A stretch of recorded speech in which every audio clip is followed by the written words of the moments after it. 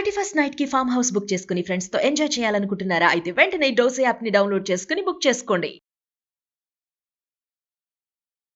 ఇంతకుముందు అమెరికా వెళ్ళాలంటే వీసా వెంకటేశ్వర స్వామికి మొక్కు దండాలు పెట్టుకుంటే వీసాలు దొరికేవి అనేటువంటి అభిప్రాయం ఉంది. ఇప్పుడు వీసాలు వచ్చినా కానీ చిక్కుల్లో పడేటువంటి పరిస్థితి కనిపిస్తుంది. ఆల్రెడీ H1B మీద H4 మీద పనిచేస్తున్నటువంటి వాళ్ళ వీసాలు రద్దు చేయాలనేటువంటి నిర్ణయం ముఖ్యంగా భారతీయులకి షాక్ ఇస్తుంది.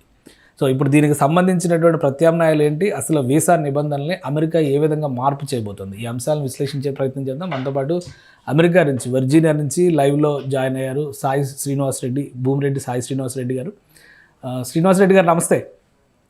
నమస్తే సార్. వీసాల గురించి ఇప్పటివరకు ఏంటంటే ఎప్పటివరకు ఉంచుతారు, ఎప్పుడు పంపిస్తారు అనే దాని గురించి చర్చ జరిగింది. ఇప్పుడు ఆల్రెడీ వీసా ఉన్నా కానీ ఒక గండంలా కనిపిస్తుంది.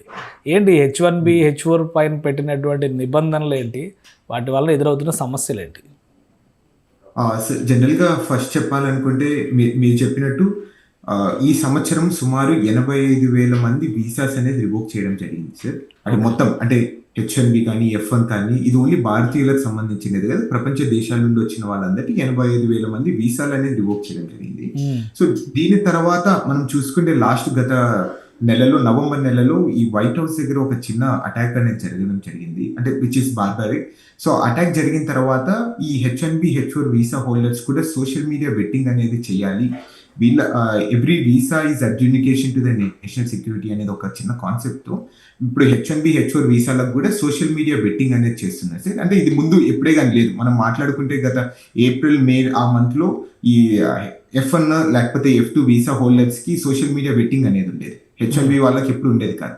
ప్రస్తుతానికి H1B H4 వీసా వాళ్ళకు కూడా సోషల్ మీడియా బెట్టింగ్ ద్వారా వీళ్ళు కరెక్టా కాదా, లైక్ వీళ్ళు ఏమైనా యాంటీ అమెరికన్ వాల్యూస్కి అగేన్స్ట్గా చేస్తున్నారా లేదా, ఏమైనా యాంటీ నేషనల్ సెక్యూరిటీకి ఏమైనా అగేన్స్ట్గా వర్క్ చేస్తున్నారా లేదా అనే దాని గురించి వాళ్ళకి తెలుసుకున్న తర్వాత వీసా ఇష్యూ చేస్తామనేది క్లియర్గా చెప్పడం జరిగింది.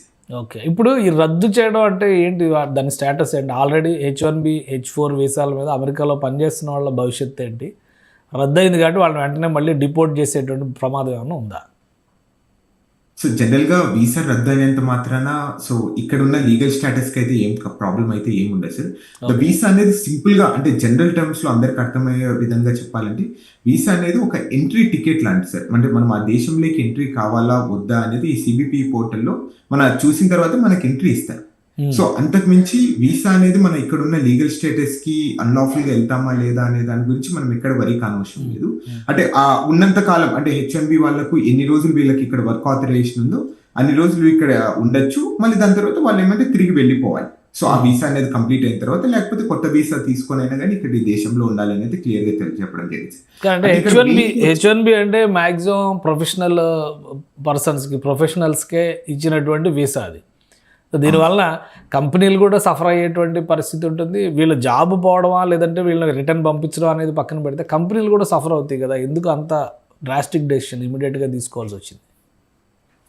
అంటే ఇంకొకటి సార్, అంటే యూజువల్గా వీళ్ళ మీద ఈ 85,000 మంది వీసాస్ అనేది రివోక్ అయ్యాయని చెప్తున్నాను.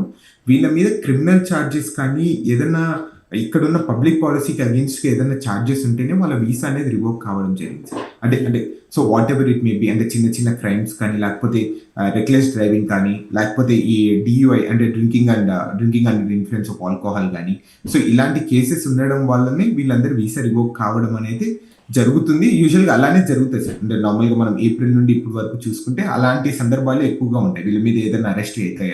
So which is very valid point for the government sir. అంటే గవర్నమెంట్ కూడా అలాంటి చేసే పవర్స్ వాళ్ళ దగ్గర ఉంటాయి. అంటే ఎందుకంటే వీసా అనేది కంప్లీట్గా డిస్క్రిషనరీ కాబట్టి. సో అంతకు మించి జనరల్ గా వీళ్ళని టార్గెట్ చేస్తున్నారా వాళ్ళని టార్గెట్ చేస్తున్నారా అనేది అయితే సో దట్స్ నాట్ కరెక్ట్ అని అయితే నా ఒపీనియన్ లో. అంటే మన ఇండియన్ కమ్యూనిటీకి ఏమన్నా ఎఫెక్ట్ ఉందా దీని H1B కానీ H4 కానీ ఫర్దర్ స్క్రూటినీకి వెళ్ళడం వలన మన వాళ్ళు కూడా ఎఫెక్ట్ అయ్యేటువంటి అవకాశం ఉంటుందా? అఫ్ కోర్స్ కదా సార్. ఎందుకంటే అంటే by the larger percentage of the people మనమే ఎక్కడ ఎక్కువ ఉన్నాం సార్. అంటే మీకు ఆల్రెడీ తెలిసిందే సుమారు 70% మంది H1B వీసా హోల్డర్స్ భారతీయులకే వస్తుందని చెప్తున్నారు. సో దాని ద్వారా ఇక్కడ higher number of the visas revocations కానీ మన వాళ్ళకి జరిగిండొచ్చు అనేది ఒక చిన్న అనాలిసిస్. అంటే అకార్డింగ్ టు ద ప్రపోర్షనేట్ గా మనం చూసుకుంటే మనకి ఎక్కువ జరిగిండొచ్చు.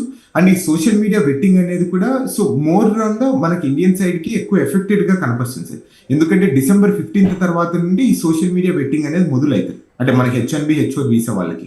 సో దీని ద్వారా ఏమవుతుందంటే చాలా ఎక్కువ సమయం పడుతుంది. ఒక వీసా అనేది మనకు అప్రూవ్ కావాలంటే ముందు సోషల్ మీడియా లేనప్పుడు మేబీ ఒక 5-6 నిమిషాలు లేకపోతే 3 నిమిషాలు అప్రూవ్ చేయాల్సింది ఇప్పుడు 10 నిమిషాలు 15 నిమిషాలు తీసుకుంటారు, ఎందుకంటే మన సోషల్ మీడియా వాళ్ళు చూడాలి కాబట్టి. సో దీని ద్వారా లాంగర్ వెయిటింగ్ టైం అనేది వచ్చేస్తుంది.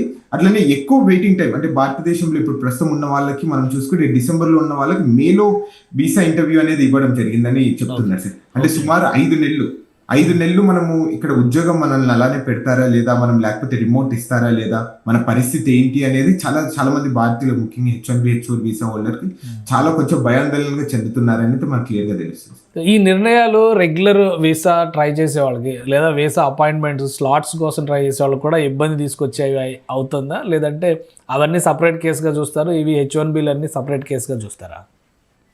లేదు సార్, అందరిది ఒక చోటే చూస్తారు సార్ అది. సో నార్మల్గా అంటే వాళ్ళకి వీళ్ళకి అయితే సపరేట్ ఏం రూల్ అయితే ఏమి ఉండదు. సో కొత్తగా H1B వీసా వచ్చిన వాళ్ళకి కూడా సేమ్ సోషల్ మీడియా పెట్టిన తర్వాతనే వీళ్ళని దేశంలో అలో చేస్తారని అయితే క్లియర్ గా చెప్పడం జరిగింది. సో ఇప్పుడు వీసా ఇప్పుడు అట్లీస్ట్ స్లాట్ కావాలన్నా కానీ దొరికే పరిస్థితి లేదు. అయితే అమెరికా వెళ్ళాలి అనేటువంటి దానికి వీసా ఇంటర్వ్యూ కోసం స్లాట్ కావాలన్నా కానీ వెంటనే దొరికేటువంటి పరిస్థితి లేదా? ప్రస్తుతం ఉన్న సిచ్యువేషన్ అయితే అలానే కనపడుతుంది సార్. అంటే చాలా మంది పాపం ఇబ్బంది పడిపోతున్నారు. అంటే సో యూజువల్ జనరల్గా అందరు డిసెంబర్ వచ్చేసి డిసెంబర్ క్రిస్మస్ హాలిడేస్కి మనము వచ్చేస్తున్నాము.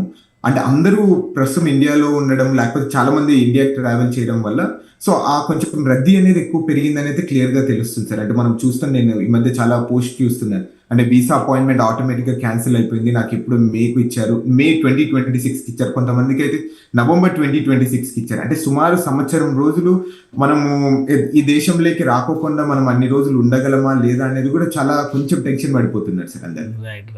ఎంత టైం పట్టొచ్చు ఈ స్క్రూటినీ జరిగి మళ్ళీ ఇప్పుడు తీసుకున్న నిర్ణయాన్ని వెనక్కి తీసుకోవడానికి కానీ లేదా ఒకవేళ రద్దు అయిపోయిందని కన్ఫర్మేషన్ చేయడానికి కానీ ఎంత సమయం పట్టొచ్చు?